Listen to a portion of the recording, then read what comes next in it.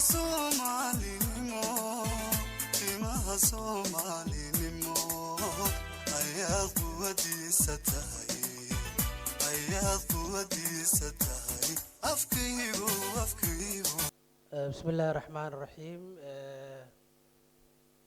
حضورك يددك يسوي حفلة آد باد وسلامتين. السلام عليكم ورحمة الله وبركاته. فالله وحنا عصرنا ددك تاجرين فريستان وحنا كلو عصرنا هين إن ليسوي ماذا نسكا أما حقا لأن سي كاميرا سي في عدد كيسوق بتو. بسم الله الرحمن الرحيم. وحنا سوقني من حفلة سجوتينتي سفير كان الدكتور عبد الله محمد أدواء وإن 5 سنة إن لجوجي كويت وها يعني أضيجي صوماليات سفارة وحياة بدن وقبتي أيها جري أنتو جوجي ودنك وحي حفلة إنه كم إذا فيديو لقاها هلايو من مالنتو سوق يعني سفير كلوسو مقعبي إلا ما أنتي waxyaabii uu qabtay waxyaabahan ka xusi karo waxaa ka mid ah inuu joogteeyey in sanad kasta wadanka laga qabto ciidil wataniga ama maalmaha xuska xornimada Soomaaliyeed waxa kaloo uu joogteeyey in sanad kasta ay safaaraddu ka qayb gasho African Day-ga ama qoomiye ama dalalka safaaradaha kule wadanka Kuwait Afrikaanka ah حفلة أما فعاليات أي سوقي مادان وحكلوا أن الإلاوي كرينو سفي عن أقيم قاتي معاونات كيلو أرونا يورا له نقزة ودي بدني أي هيستو أنت وحكلا وفافاسنا وحتكون مغلدون إن شاء الله تعالى فيديو ينوصل السعودة وكم إذا حفلة ده إن شاء الله تعالى وحنكون صور دوينا يا ميل كستو لي سوقي ماذا وح مهمة إن إنه كفرنا قرآن كريم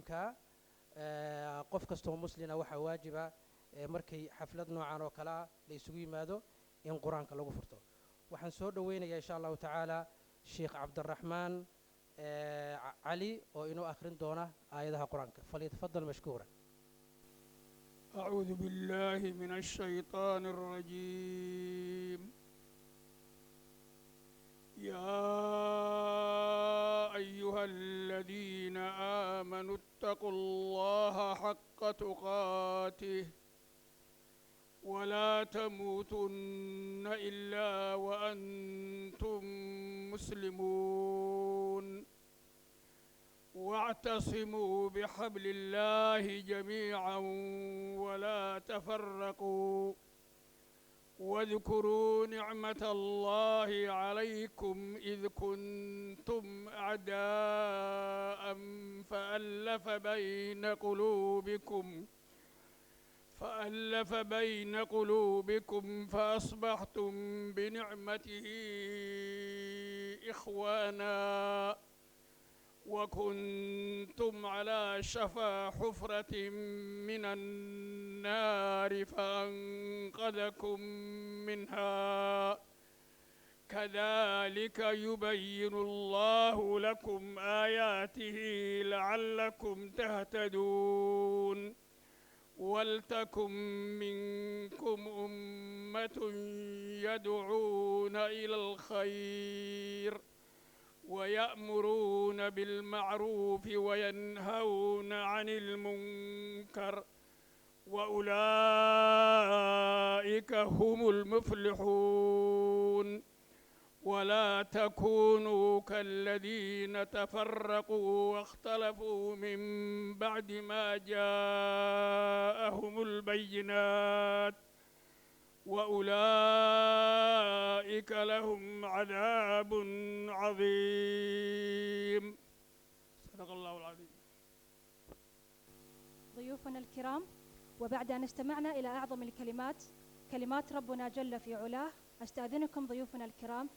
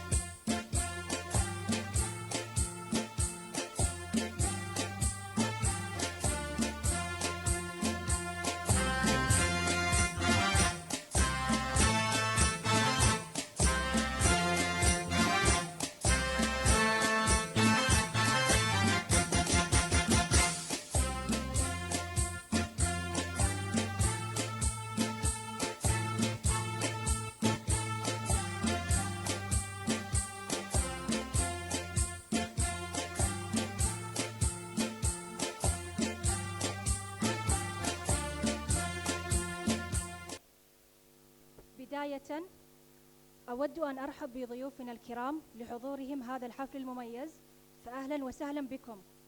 باسمي وباسم أعضاء السفارة الكرام وباسم الجالية الصومالية الأعزاء. نود أن نرحب بسعادة السفير الدكتور عبد الله محمد أدوة سفير السفارة الصومالية لدى دولة الكويت، حيث سنقيم اليوم حفل وداع على شرفه بمناسبة انتهاء مهام عمله لدى السفارة. تتابعت الأيام ومضت شهور تلوها سنوات، ونحن نراك تتابع عملك في حب وإخلاص مهيب، ولم تدخر جهدا بناء قط، ونحن نرى ذلك ونقدره. فكلمات الشكر لا تعبر عن مدى تقديرنا وشكرنا لك، وكلمات الحزن لا تعبر عما بقلوبنا من وداع لماضي نجاح وتألق. فعملك الجاد والتفاني لن ينسى أبدا.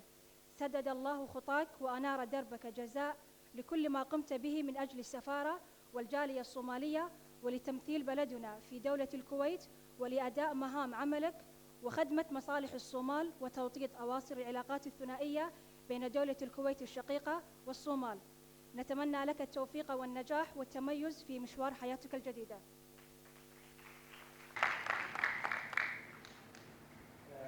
بسم الله الرحمن الرحيم. هل من هذا الكم جيرو waxaan hadday ilaaway injaasaadka safiirka waxa kamida safiirku intuunan inoo imaan intii ka horeysay 2019kii kuraasta la siiyo ardada Soomaaliyeed ee jaamacadaha wadanka 7 ayay ahaayeen. wuxuu ku guuleystay ilaa uu gaarsiiyo ilaa 13 kursi. taasina waa waxyaabo aan la iloowi karin oo uga tagayo jaaliyadda reer Kuwait سفير كلاي خير سيو ميل كستا uu tago insha Allah taala ilaahay ku xafido. waxaan soo dhaweynayaa aan kelmad siinaya insha Allah taala رئيس الجالية عم خميني. بسم الله الرحمن الرحيم. الحمد لله رب العالمين. أما بعد سعادة السفير دكتور عبد الله محمد أدوة سفير كجمهورية الصومالية دلك الكويت، مستشار عبد الوهاب حسين حاجي مستشار كواد سفارة الصومالية،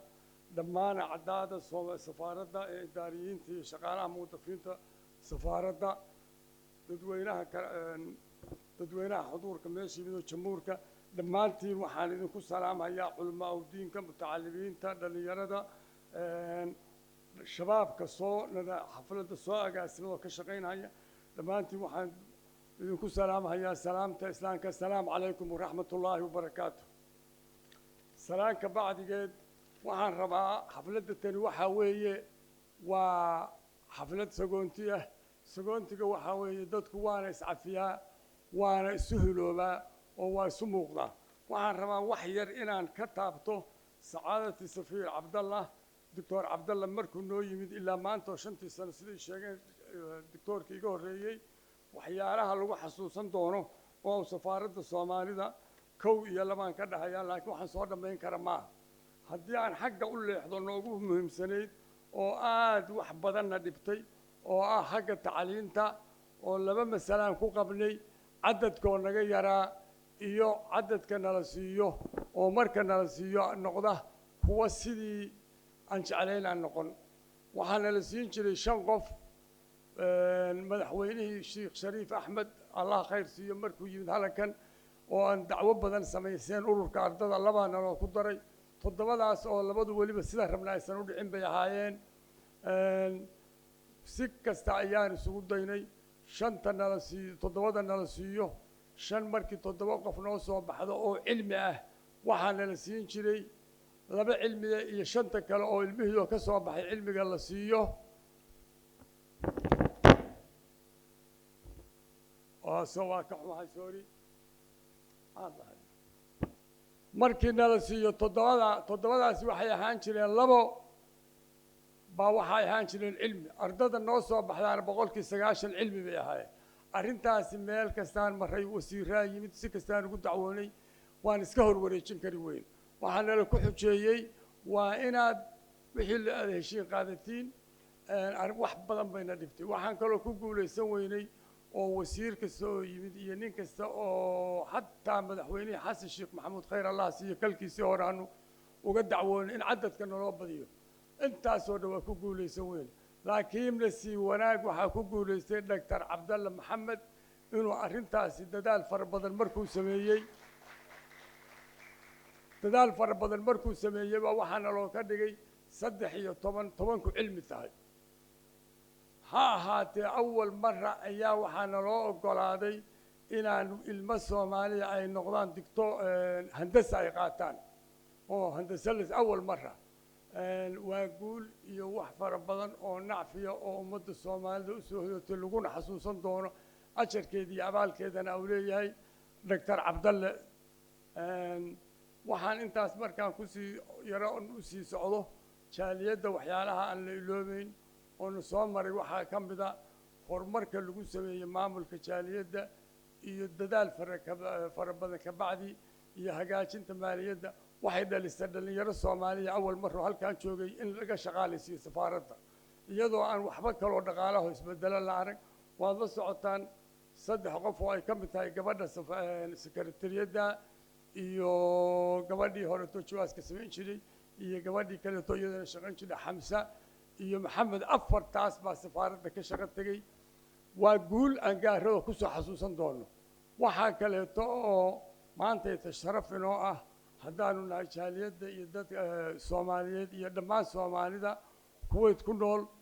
inaanu intii halkaa aan joogno waxyaalo aan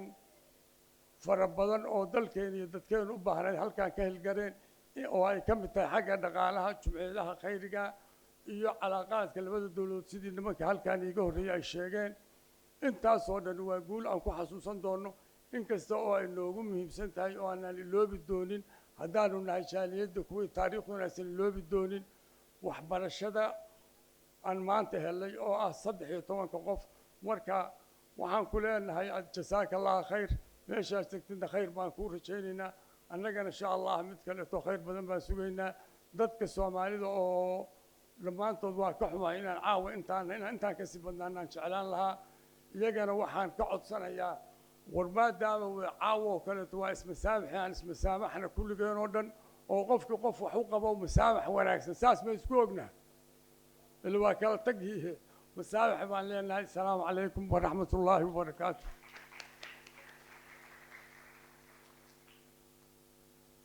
وعليكم السلام ورحمة الله وبركاته عمو خميني آد بو مهسن يهي وحن سمين دونا إن شاء الله تعالى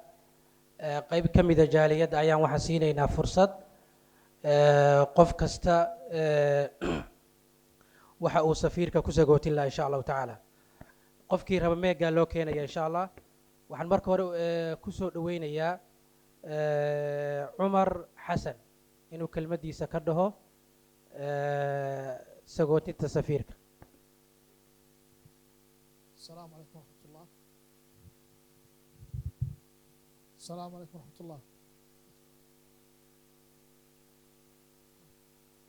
marka hore waxaan salaamayaa safiirkeena doctor cabdalla wallahi horta anigu jaaliyadda haddaan hayn jaaliyadda kuwait joogta waxyaabo fara badan buu doctorku noo qabtay ilaahay jazaakallahu firfircoon shaqo firfircoon iyo jajaban yahay jaaliyadda iyo waxyaabo fara badan oo xagga tacliinta iyo horumar oo jaaliyadda u qabtay intaasba waanu way ka muuqataa shaqadiisa markaas ilaahay jazaakallahu khayran aniga iyo wixii dhalinyaro iyo wixii muxuu ahaye jaaliyadda wuxuu qabtay aad iyo aad baan ugu mahadcelinaynaa waxaanu ku leenahay ilaahay khayr badan ha ku siiyo meesha ku socodka insha allah ku waafajiyo insha allah waa mahadsan tahay cumar waxaa kaloo kusoo dhaweynayaa maxamed cabdikariim mukhtaar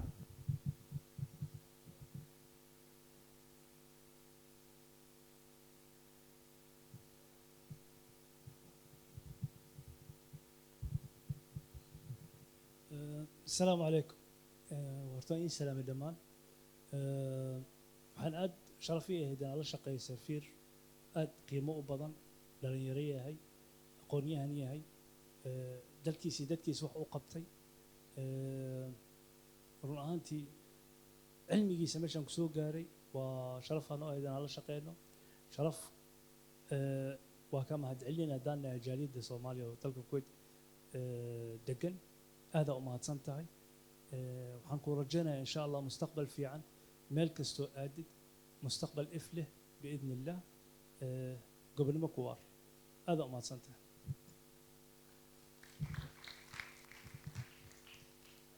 waa mahadsan yahay maxamed cabdikariim waxaan kale ku soo dhaweynayaa mikrofoonka axmed jaamac xuseen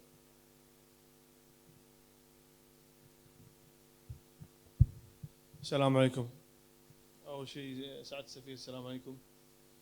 يعني جزاك الله خير في الفترة البسيطة اللي كنت موجود معنا فيها في الكويت من أبناء جالية الصومال لاحظنا تغير كبير يعني في السفارة في أمور كثيرة احنا ما راح نعددها الحين منها النظام ومنها أهم شيء موضوع التعليم. كوني أحد طلبة الأوائل في سنة 2006 فأنا فاهم شنو موضوع التعليم وأهميته للطلبة الصوماليين. وطبعا هذا شكر موصول يعني بعد الله سبحانه وتعالى إلى دولة الكويت وحكومته وشعبه والصومال من المنح الدراسية وجزاك الله خير والله يوفقك في المرحلة القادمة بارك الله فيك جزاك الله خير. أحمد جامع وما سيهي ميكروفونك waxaan ku soo dhaweynaya insha Allah taala عم أحمد هيبي.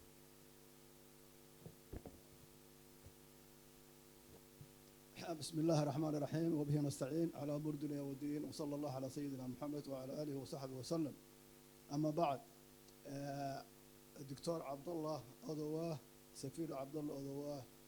وما باهنا يعني إنه تفاصيل بدن أما أمام بدن أما أي شيء جالية صومالية الكويت كنوري قف كستو كنور الكويت وأجي هاي وكذا ركسية هاي واحد وكسو كردي جالية ده وناقو كسمي كل النواحي. marka waxaan leenahay jazaaka Allah khayr ilaahay subhanahu wa ta'ala ha ku fududeeyo hawlahaaga ilaahay meesha joogtaba ha ku garab galo aad iyo aad bu amaan u leeyahay waxa uu xaq inoogu leeyahay sidan iyo si ka badan marka aad baanu kuugu mahadnaqaynaa jazaaka Allah khayr aad iyo aad baanu kuugu mahadnaqaynaa saacad safiir waxaan ku soo dhaweynayaa insha Allah taala oo noqon doona qofkii ugu dambeeyay jaaliyada u hadla insha Allah عبد الرحمن جابري. بسم الله الرحمن الرحيم. السلام عليكم ورحمة الله وبركاته. سعادة الدكتور عبد الله أدو مهتسية هاي هدي رجع يجهري يا قبله بكهلي لكن أنا وحن كهلي يا عمل كخيري كان كهلي يا سفير كانوا هنتي أول بدن بعمل كخيري يا كقبتي حق يقاطع هالنقطة أما مشاريع هالنقطة أنا وجمعية خيرية عن كشقية مركز تاسع أنا وخبرت ولاي هاي مركز هؤلاء سنونتي سفي عن أيوة ماركتي وهابيي وعن مسماس كل هاين وعن وحبلا هاين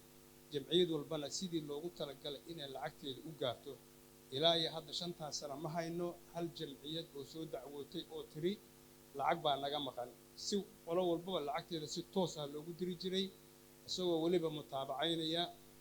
شركة حوليسة إلى جمعية كجاريسة. جزاكم الله خير سفير كان وحا ورجينا ميل كستا او تغبا ان الهي مارت او غرفيسا غلو meeshu tagana kulay Soomaaliba ugu tagaya sidoo jaaliyadaha u shaqeyn jiray inuu u shaqeeyo wabillahi tawfiiq assalamu alaykum wa rahmatullahi wa barakatuh وما سي عبد الرحمن جابري markii hore waxaan idhi qofkii ugu dambeeyay jaaliyada dad kala jira soo codsaday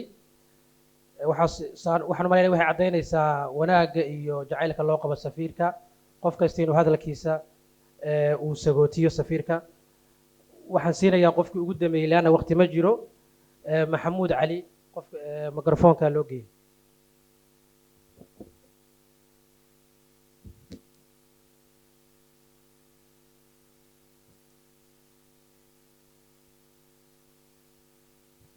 بسم الله الرحمن الرحيم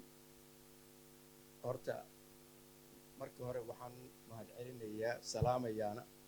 Dr. Cabdullaahi Maxamed Odowaa run ahaan wuxuu qabtay waa la wada sheegay wajazaahu Allah khayr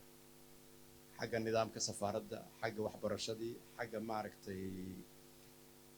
hay'adka khayriyada xagga magaratay xataa غزة وحي لو أروريي تاس جزاه الله خير ووحفي عن مدة أنا وأن وحين يا وحوي أرترون هان وحن شعلان لها جالية هان إنه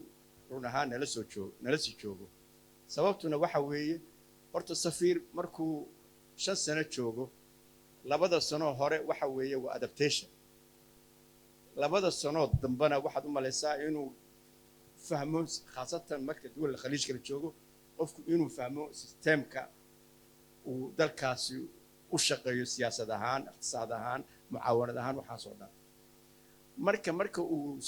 yani maaha kaliya asaga laakiin marka safiirku uu fahmo dawladda iyo qaabku uu la xiriirin lahaa dawladda uu joogo baa waxay wasaaradda khaarijiyada Soomaaliya yani caadad ka dhigatay markiiba in la bedelo taasna waxaan u maleynayaa waa caado xun ma garatay markuu safiirku la qabsado uu fahmo wuxuu qaban lahaa ka siyaadin lahaa xagga dadka uu la joogo iyo dawladaba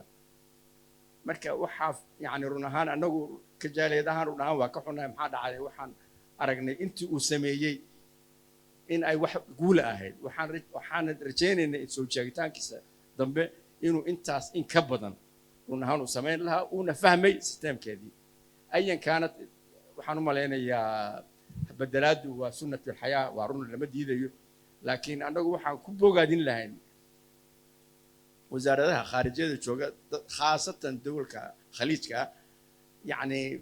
qaabkan bedelka oo run ahaan ma garatay aan la aqoon qaabku yahay inay ka fakarto ma garatay oo danta jaaliyaadka iyo danta dawladaba ay u fahamto loona baahan yahay in waqti la siiyo safiirku siduu yani dalkana wax u qabto dadkiisana wax ugu qabto waa maasantii raalaha laga hado laakiin waa critic xageeda laakiin ilaahay meeshuu geeyaba doctor Abdullah Maxamed Odawaa ilaahay ku najaxiyo khayr baan uga rajaynaynaa waxaan u maleynayaa wili inuu diyaar u yahay inuu dalkiisa iyo dadkiisaba wax u qabto barakallahu fiik والله أن رن أهان يعني إن طلب سمعنا بعد معنا لكن تدخل كدولة سياسة ده أنا مرة إلى هاي مش شو أكو خيره إلى هاي متك خير بدنا هنروح كانوا ومضان وحقبته ما قرت أنا وأنت سنتين إن عسى أن يكون بدل خير وجزاك الله خير وكل شيء.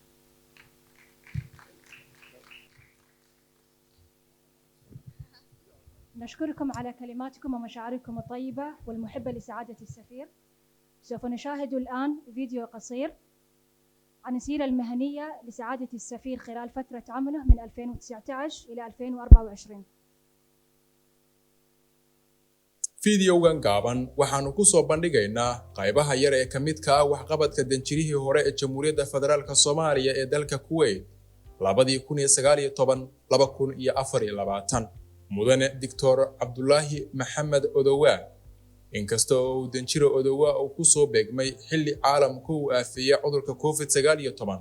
dalka Kuwait badankiisa bandow lagu soo rogay muddo 2 sano ah 2020-2021 haddana muddadii koobneed ee uu ka shaqaynayay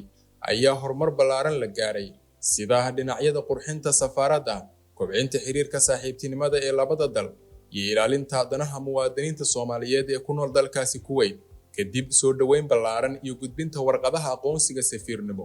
danjiro Odawaa waxa uu bilaabay qorsheynta qaabaynta iyo kor u qaaditaanka tayada adeega bixinta ee safaaradda Soomaaliya maadaama safaaraddu ay tahay wajiga guud ee qaranka iyo dadka Soomaaliyeed talabadii koobaad ee danjiro Odawaa uu qaado waxay ahayd qurxinta qalabaynta iyo kor u qaaditaanka tayada adeegyada ee safaaraddu bixiso sidoo kale waxaa la qoray shaqaale maxalli ah oo tayo sare leh si kor loogu qaado qaabka adeeg bixinta waxa kale oo la dejiyay nidaamyo hufan oo adeeg bixina dadaaladaasi oo keenay in safaaradda Jamhuuriyadda Federaalka Soomaaliya ee Kuwait ay noqoto mid ka mid ah safaaradaha ugu maamuuska fiican ee dalkaas kobcinta xiriirka saaxiibtinimada ee labada dal ee walaalaha ah Soomaaliya iyo Kuwait ayaa iyana wax badan laga qabtay muddadii danjire Dr. Abdullahi Maxamed Odawaa uu ka shaqaynayay wasiirada waxbarashada qorsheynta qaranka maaliyadda arrimaha dibadda iyo wafdi ay hogaaminayeen ayaa booqashooyin kala duwan ku yimid Kuwait wafdiyadan oo ay hogaaminayeen wasiirada iyo wasiir dawlayaasha waxay dhigooda Kuwait ay kala xaajoodeen wax wada qaybsiga iyo wax isdhaafsiga labada dowladood ee walaalaha ah. sidoo kale 15kii bishii Juun 2019 waxaa Kuwait booqasho rasmi ah ku yimid wafdi uu hogaaminayo taliyihii hore ee ciidamada xoogga dalka Soomaaliyeed Sarreeye Guud Daahir Aadan Cilmi Indhaqarshe. wafdigani waxa ay kulamo ay la qaateen madaxda ciidamada badda, dhulka iyo hogaanada ciidamada guud ee dalkaasi Kuwait. dhammaadkii bishii Janaayo 2023 waxaa Kuwait soo gaaray wafdi uu hogaaminayo gudoomiyaha gobolka Banaadir ahna duqa magaalada Muqdisho Yuusuf Xuseen Jimcaali Madaali. gudoomiyaha oo ka qayb galayay shirka caasimadaha wadamada Carabta ayaa kulamo duceedyo waxa uu la yeeshay wafuud ka socotay qaar ka mid ah caasimadaha Carabta, waxaana uu kala hadlay sidii iskaashi uu dhexmari lahaa caasimada Soomaaliya iyo caasimadaha ay matalayaan wafuudaasi. sida la wada ogyahay, dhammaadka bishii sagaalaad sanadkii 2020 waxaa geeriyooday amiirkii hore ee Kuwait Sheikh Sabah Ahmed Jabir Al Sabah, amiirka oo xiriir gaar ah la lahaa dadka iyo dalka Soomaaliya, isla markaasina budligu ahaa xiriirka labada dowladood. ayaa waxaa safaaradda Jamhuuriyadda Federaalka Soomaaliya ee Kuwait iyo dowladda Soomaaliya waxa ay waqtigaas ay isla qaateen in ay muhiim tahay in wafdi dowladda matalaya ay ka soo qayb galaan tacsida amiirka geeriyooday. horaanta bishii tobnaad waxaa Kuwait soo gaaray wafdi balaaran oo uu hogaaminayo ra'iisul wasaarihii hore ee Jamhuuriyadda Federaalka Soomaaliya Maxamed Xuseen Roble. wafdiga oo ay la socdeen wasiiro, xildhibaano iyo madax sare oo dowladda Federaalka Soomaaliya ka socotay ayaa tacsi ugu tagay amiirka loo doortay inuu bedelo Sheikh Sabah oo ahaa Sheikh Nawaaf Ahmed Jabir Al Sabah. sidoo kale markii uu geeriyooday amiirkii Sheikh Nawaaf markii ay taariikhdu ahayd 16 bishii 12 2023 waxaa Kuwait yimid wafdi oo hogaaminayo madaxweynaha Jamhuuriyadda Federaalka Soomaaliya mudane Dr. Xasan Sheikh Maxamuud oo ka qayb galayay munaasabadda tacsida. warbaahinta dowladda Kuwait ayaa aad u soo dhaweysay imaatinka madaxweynaha Soomaaliya, iyagoo ku nuuxnuuxsaday sida ay muhiim u tahay xiriirka labada dal in la weyneeyo. iyada oo laga duulayo xoojinta xiriirka labada dal, isla markaasina la gaarsiinayo madaxda iyo shacabka Kuwait isbedelada togan ee ka socda dalkeena, waxaa aad loo isticmaalay warbaahinta dowladda Kuwait iyada oo maqaalo kala duwan lagu qorayo wargeysyada waaweyn ee dalkaasi, isla markaasina laga qayb galayo barnaamijyada TV-da aad looga daawado ee dalkaasi Kuwait. iyada oo la kaashanayo jaaliyadda Soomaaliyeed ee ku nool dalkaasi Kuwait, waxaa safaaradda u suurta gashay in ay soo qaban qaabiso munaasabado lagu xusayo maalmaha xurriyadda iyo midowga dalka 26 Juun iyo 1 Luulyo. sidoo kale safaaradda Kuwait ee Soomaaliya waxay soo qaban qaabisay kulamo kale oo isku xog wareysanayaan xubnaha jaaliyadda Soomaaliya ee ku nool dalkaasi iyo madaxda wafdiyada ee dalka booqashada u imaanaya.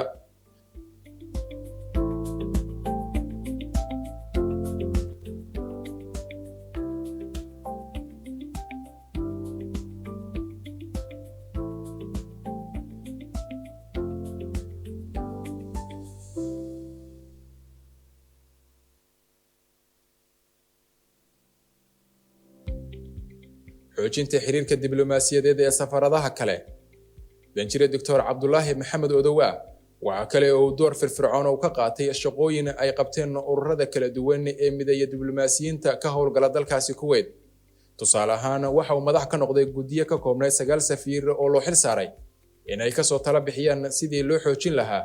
loona horumarin lahaa shaqooyinka diblomaasiyadeed ee ururada diblomaasiyiinta Afrika ee ku midaysan yihiin. waxaana xusid mudan in qaar ka mid ah talooyinkaasi guddiyadaasi ay soo jeediyeen ay ahaayeen sida in la qabto shirar lagaga hadlayo xiriirka Afrika iyo Kuwait iyo tartamo kubadda cagta ah oo loo qabanayo kooxaha kubadda cagta ee matalaya jaaliyadaha kala duwan ee ku dhaqan dalkaasi Kuwait.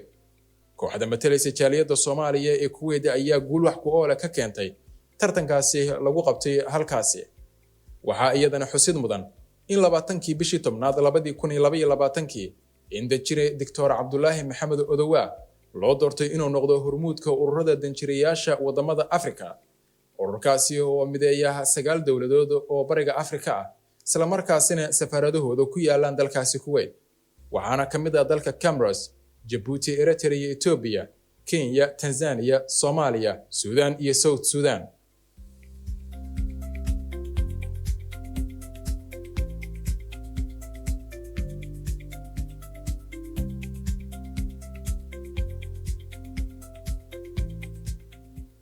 guulaha muhiimka ah ee la gaaray muddaxileedkii danjire doctor cabdulaahi odowaa dib u habaynta qaab dhismeedka iyo shaqo ee safaaradda jamhuuriyadda federaalk soomaaliya ee dalka kuwait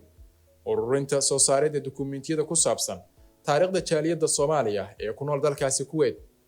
in muddo ku dhow 40 sano kadib wafdi ka socday sanduuqa horumarinta dalkaasi kuwait oo u soo safra soomaaliya wafdigaasi ayaa ka qayb galay shir intii u dhaxaysay 1 ilaa 2 bishii Oktoobar 2019 kaasi oo ka dhacay caasimadda Soomaaliya ee Muqdisho waxaa meesha laga saaray dambi baarista faraha laga qaadayo xubnaha jaaliyadda Soomaaliya markasta oo ay doonayaan inay cusboonaysiistaan ogolaanshiyaha joogitaanka dalkaasi deeqaha waxbarashada ee heerka jaamacadeed ee dowladda Kuwait ay siiso safaaradda Soomaaliya oo markii hore 7 kursi hadda waxaa la gaarsiiyay 13 kursi oo u badan takhasusiga qaybta cilmiga iyo ugu dambeyn saxiixa heshiiska cafinta deynta kaasi oo dhammaa 130 milyan oo dollarka Mareykanka ah oo dhex maray dowladda Jamhuuriyadda Federaalka Soomaaliya iyo sanduuqa horumarinta dalkaasi Kuwait waxaana saxiixay Dr. Odowa 26 bishii Afraad 2022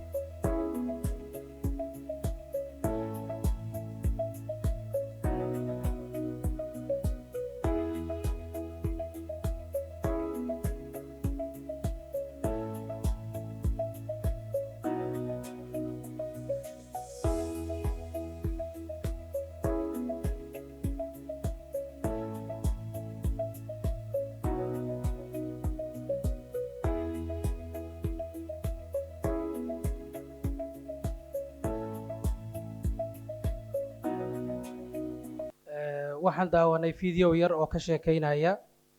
hawlihii baaxadda lahaa uu qabtay safiirku inta uu inala joogay ama uu Kuwait safiirka ka ahaa waxaa xusid mudan qof kasta oo Soomaaliya oo Kuwait ku nool markuu iqaamad samaynayo in waxa ugu horeeya uu soo maro ay ahayd inuu fara soo maro haddar inta uu yimi safiirku qof kasta oo aan wadanka ka bixin iqaamadiisa caadi uu samaysanaya taasna waxay cadeynaysaa waxyaabaha uu ina ku soo kordhiyay intuu safiirku inala joogay waxa la soo gaaray waqtigii aan u yeeri lahaa safiir Dr. Cabdalla Maxamed Odowa soo kelmadiisa uga oran lahaa xafladda فليتفضل مشكورا.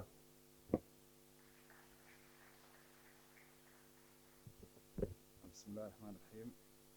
السلام عليكم ورحمة الله وبركاته.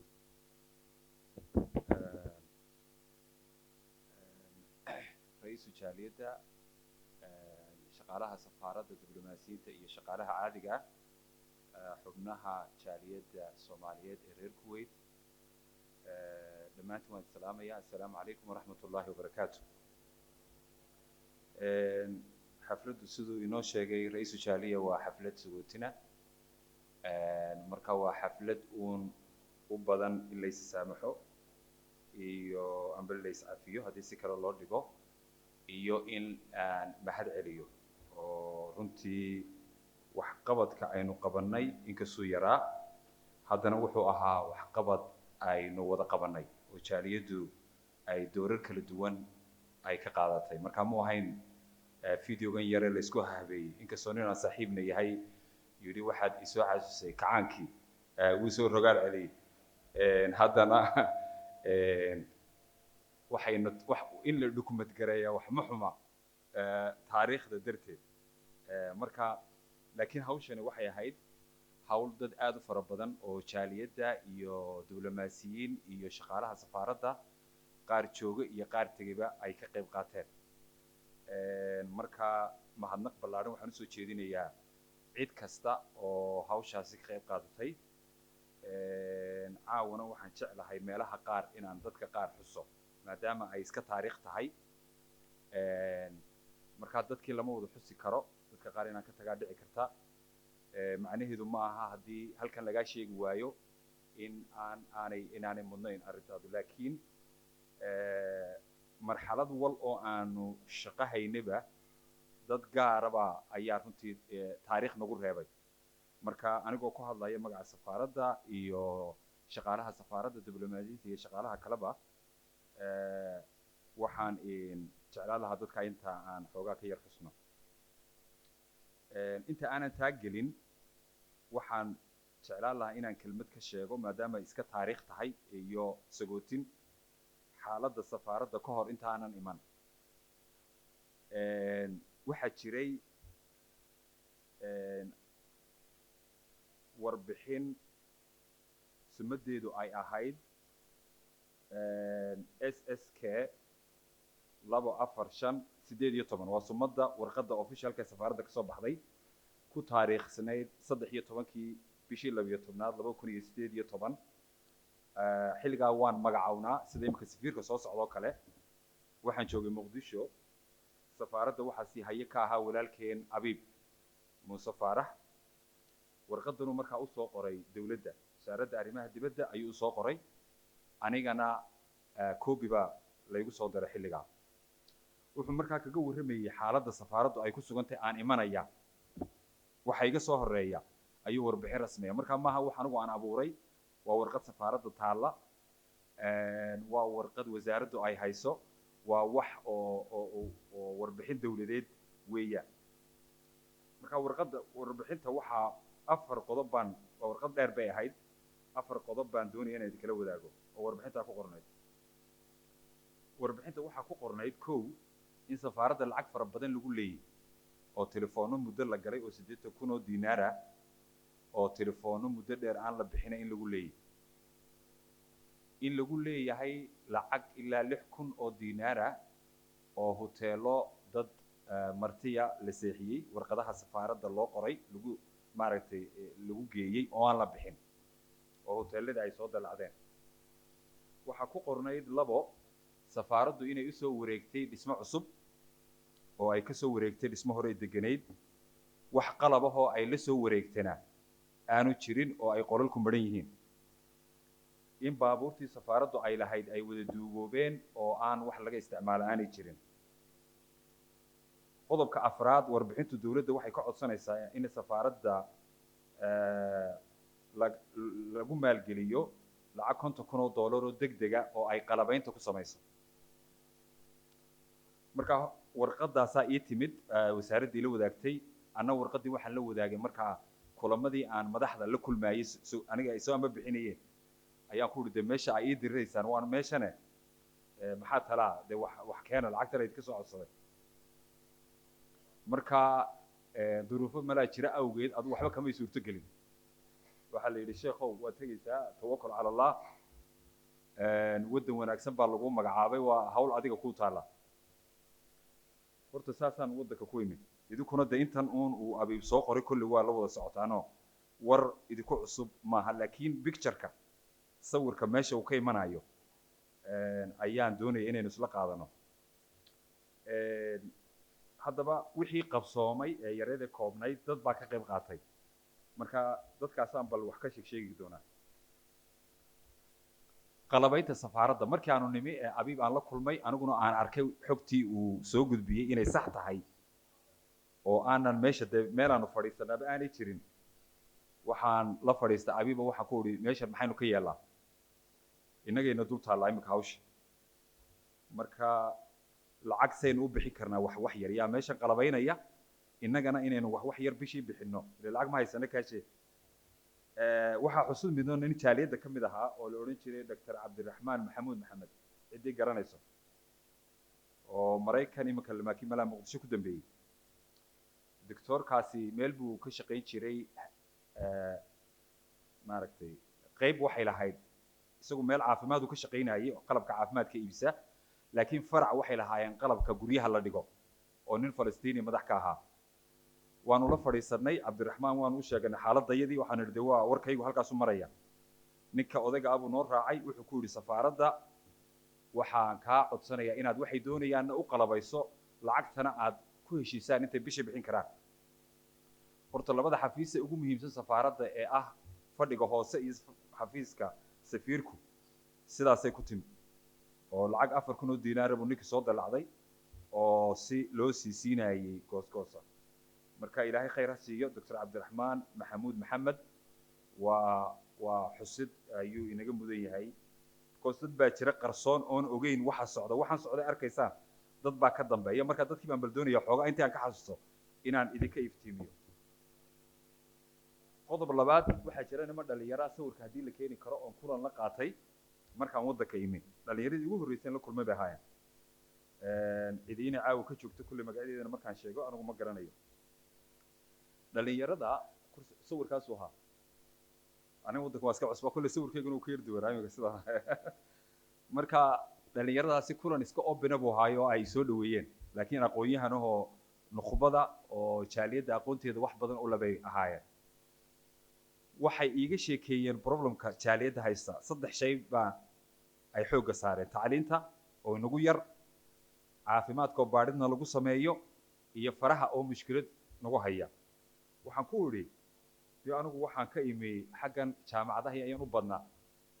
waxaan jecelahay wax in la qoro dadka marka wax loo sheegaya baryaysana markaad isticmaasho information iyo data way ka duwantay markaad tiraa waan baahanahay waxaan soo qora qolo walayba isqaybiya 3 qaybood bay isku qaybiyeen marka tiimkaas qolo waxay soo qortay mas'alada ku saabsan tacliinta marka baahi un may qorina meelaha wax laga raadin karo iyo gaabka inoo dhaxeeya sanad walba inta soo baxa waxay ku qiimeeyeen 30 ilaa 40 xilliga arday inoo soo baxo 7 kursina aan helo marka meelihii wax loo doonan lahaa habkii la mari lahaa wixii oo dhan institutionada waddanka ka jira private ha noqdaan iyo kuwa dawladdu leeyihiin wixii oo dhan bay kitaab weyn ku soo qoreen kitaabka waxaa korka kaga qoran oo qaybta marka hadhow maan tirin doonaa marka qolan waxay soo qoreen faraha iyo mas'alada la xidhiidha qolan waxay soo qoreen arrimaha caafimaadka dhalinyarada kulanka waxaan ka xasuustaa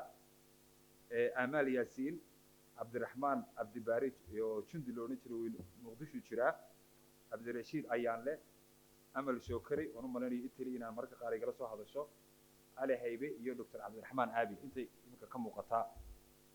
dhalinyaradaasna waxaan jecelahay waxa yani warbixinta ay soo qoreen mar wal oo wasiirinoo yimaado mar wal oo anagu aan la kulmayno madaxda Kuwait macluumaadkaanu ka soo xiganay oo amba aanu qoraal gaaban u bedelay baan horta isticmaalayna dhowrka sanaba waxay noo ahayd reference kolba aan ku noqono oo aan dhibaatada ka soo xigano marka aad baan tiimkaana ugu mahadnaqayaa waxaa jira niman odayaala oo talo iyo tusaale anigu aan u bixiyey oo waxyaabaha aanu u aragno inay xasaasiyad leedahay aanu kala tashan jirnay dadkeenu waa iska qabaa'il umuuraheenu baryahan dambe waa iska dhib badan yihiin marka waa inaad ku shaqayso deganaan iyo la socod haddaad dadkaaga cudurkiisa haddaad garan weydo ma hoggaamin karaysid marka odayaashaasna talo ayay noo ahaayeen mararka qaar markaanu shaqaale Soomaaliyeed qaadanayno iyagaan u dhiibi jirnay si aan loo odhanin maaragtay hadduuba hadhow isku soo baxo oo xisaabaadka ay isgalaan la yidhaah waxbaa la soo habeeyey iyagana hawshaa mas-uuliyadda jirno qofka anagu waxaasaan rabnaa haddaanu safaarad nahay idinku ka soo shaqeeya qofkii Soomaaligaana waa noo Soomaali noo keena waana lagu liibaanayo dadkii ay soo xuleen qaarkood ilaa imika way shaqeeyaan safaaraddana waxay u yihiin udub dhexaad runtii oo waa dadka kala wada ee nidaamka ka shaqeeya odayaashaas waxaan ku xusi karaa Cabdikariim Mukhtaar Ibraahim inkastoo ragga qaar aan odayaal ahaan dhalinyaro yihiin hadda haliyaan khaladka halka loo fahmo Dr. Maxamed Muuse Bedel Dr. Cabdiraxmaan Maxamuud Maxamed Abuukar Muuse Dr. Cabdirashiid Cilmi Dr. Maxamed Xasan Injineer Cabdirasaaq Maxamed Cali Saleebaan oo isaguna dhinac kale ka soo raacaya tiimkaas baa iyaguna arrintaas mar waloona wax u baahan nahay amba aanu tala doonayno marka iyagana maanta waxaan jecelahay fursaddan aan uga faa'iidaysto oo aanu mahad celiyo dhalinyaro qaaliya baa jirta runtii oo iyaga iyo safaaraddu ay isku mid yihiin iyagu waa safaaradduna waa iyaga xaflad kasta oo aanu qabanno waa dhalinyarada hadiya habeen usoo jeedi jirto oo tan u dambayso yacni qabanqaabooyinka xafladaha safaaradaha nala midka ah qaar baa waxaa kaga baxa 20,000 doolar anu waan garanaya safiirada way ii sheegaan 10,000 xafladaha aynu qabsanno ee aad jeceshihiin in maalmaha xorriyadda ay ka heshaan annaga ugu bajad yaroo 3,000 diinaar waa inay diyaar ku ahaadaan haddaad doonayso si wanaagsan inaad u dhinto xafladaha waxa yareeya annaga lacagtii ma hayno wixiina inaanu qabanaanu rabnaa idinkuna in la qabtaa rabtaa ma odhanaysaan lacagta xagee jirtaa laakiin waxaan ninka odayga sanadka xafladdii muu qaban marka dhallinyaradaasi waa dhallinyarada hadh iyo habeen u soo jeedi jirtay xaflad kastoonu qabanno mid gaara in fact mararka qaar shaqaalahayga waxaan ku canaantaa war dadkiinan aan lacagta siinayna noo shaqaysa soo tan shaqadiiba laydii qabtay qaar baan sigsaa ku arkaa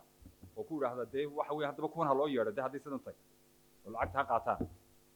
marka runtii dadkaas dhallinyarada ah oo ay hormood u yihiin khadre ibraahim jaamac sahre cabdirasaaq cali cali ismaaciil cali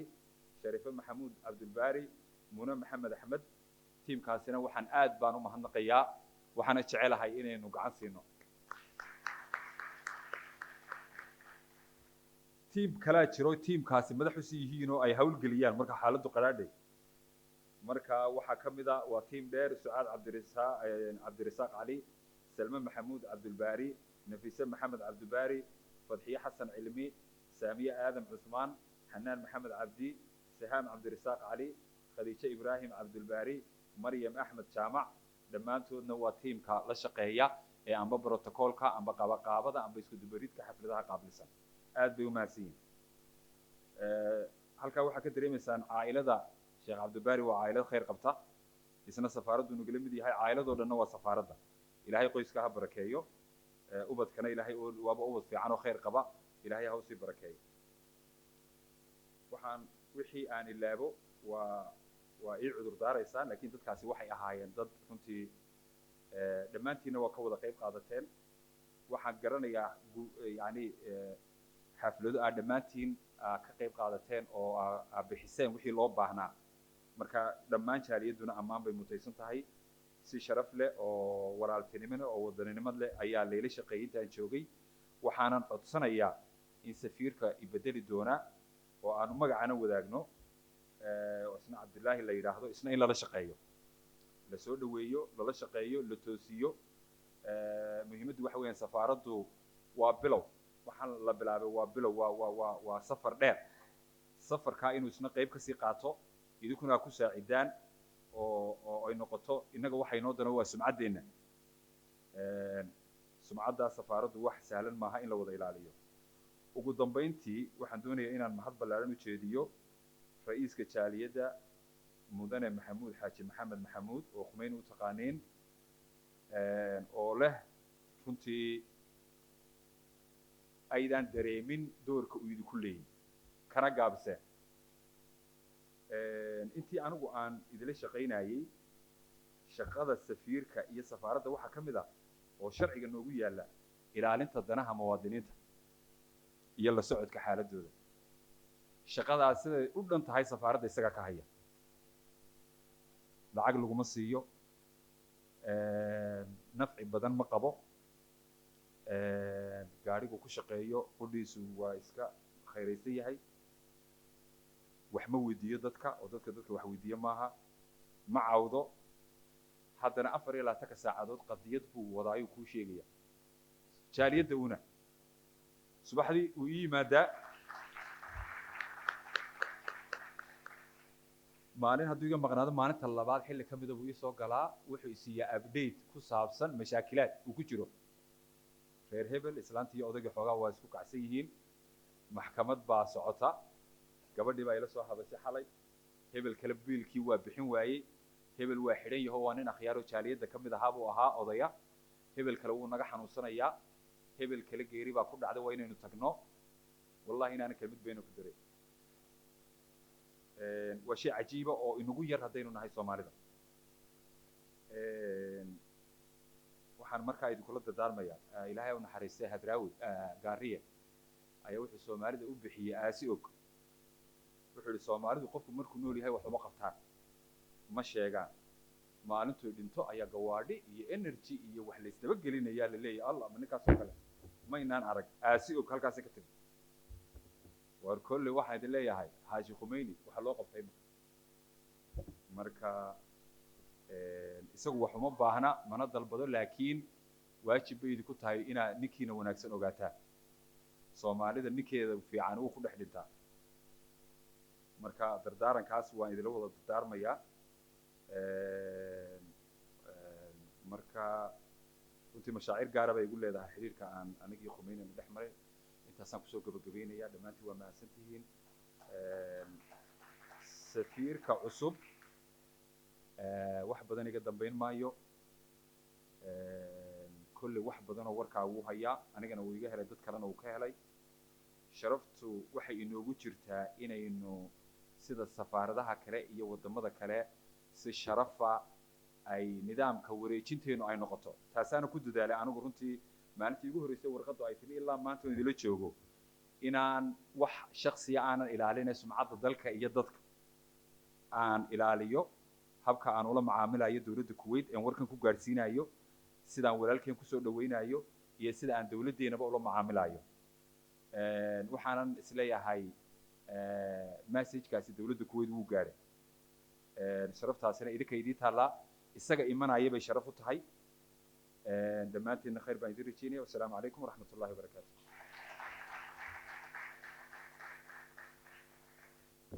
وعليكم السلام ورحمة الله وبركاته وحنا ملينا يا جاليد دردارنك سفيرك ويقادنا إن شاء الله تعالى كلمة سفيرك وحي إنه كحي جدونا سفيركم مرهدو إنك تجا إن شاء الله تعالى وحي جاليد أي قدونسين إيسا درع إيو وحي الكيك لجري دونو مركا وحن يري دونا dad ka mid ah jaaliyadda insha Allah taala waxaan soo dhaweynayaa marka ugu horeysa safiirka inuu mar labaad noo soo noqdo Abdurrahman Ali Muhandis Abdurrasaaq Ali Ammo Khumeyni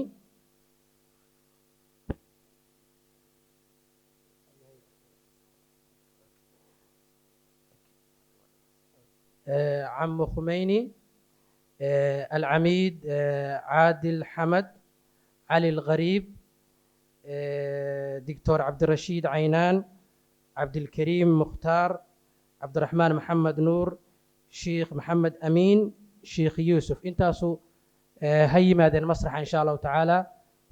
سفير كدرعي وقدونسيان فضلوا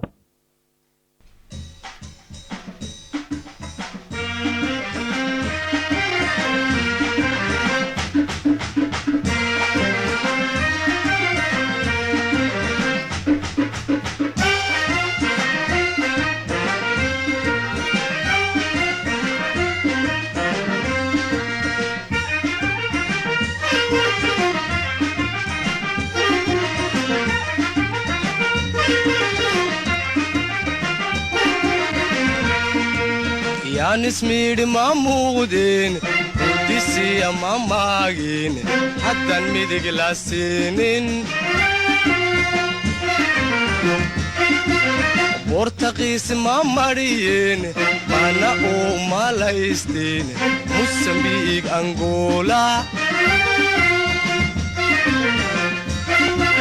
يا نسميد مامودين وديسي ماماغين حتى الميدق لاسينين بورتقيس ماماريين مانا او مالايستين موسمبيق انغولا من ديه قرصونا إني لاغو ميراي من ديه قرصونا السلام عليكم ورحمة الله وبركاته ورحمة الله ساوث أفريكا ماموغين ساوث أفريكا ماموغين هذا لي مرتنا أفريكا اسمها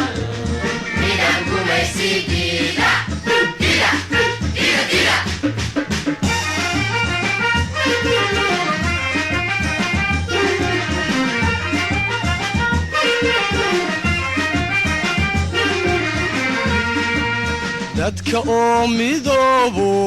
kulligii ma soobiyo nabad lagama maarmo maalintay xumaatee ragga aydun murantaan waranku waa macaan yahay dadka oo midoobo kulligii ma soobiyo nabad lagama maarmo maalintay xumaatee ragga aydun murantaan waranku waa macaan yahay madowgaaga kaan rabin muuqaaga kii nicin madowgaaga kaan rabin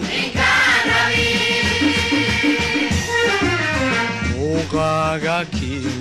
nicin tiisana ha meelmarin tiisana ha meelmarin hadaliyo murtina afrika ismaqalo midan kumaysi diida dida dida dida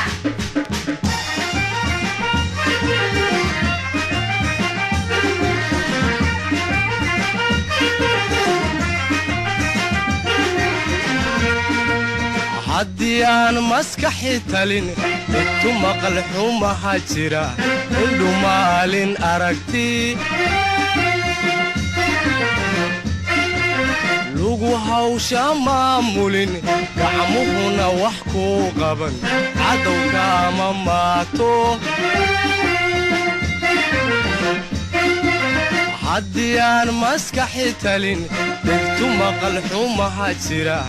indhu maalin aragti lugu hawsha maamulin gacmuhuna wax kuu qaban cadowka ama maato midabkuba sad weeye